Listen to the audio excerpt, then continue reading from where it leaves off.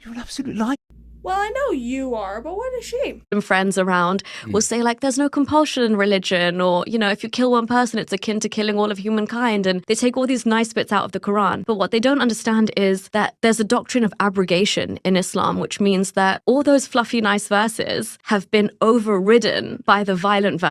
This girl is absolutely right in everything that she just said in that short clip. The doctrine of abrogation in Islam is absolutely there because it's the only way you can have a semi-coherent set of teachings in that religion with how much the Quran contradicts itself. And before you go and say, well, MJ, you're just ignorant, I'm reading the Quran. I can tell you right now just how chock full it is of contradiction.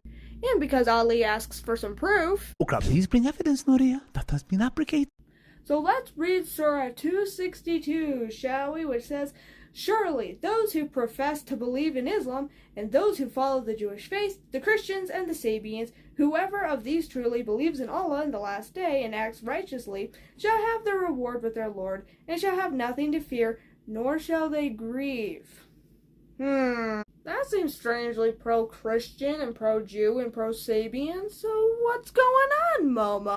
Don't worry though, just in case you are afraid that your false prophet Muhammad was all of a sudden really tolerant of other monotheistic religions, don't worry, Surah 289 to 90 should put those fears to rest, don't worry.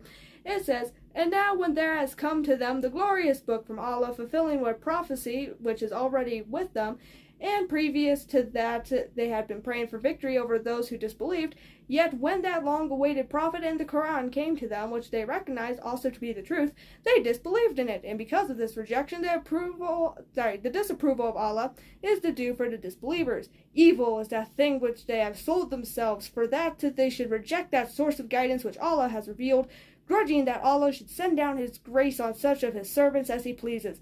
Thus they have incurred His displeasure after displeasure. There awaits these disbelievers a humiliating punishment. So in other words, he wrote that after the Jews and the Christians had rejected him because they realized he was a false prophet, and Momo got his feelings hurt. Oh, poor baby. This also means that Ali Dawa's argument later in that video is actually a red herring because none of this is actually about self-defense. It was all because Muhammad got his feelings hurt. And thanks to the doctrine of abrogation, this is why terrorist groups like Hamas and Hezbollah are targeting Jews and Christians. They are following the example of Muhammad.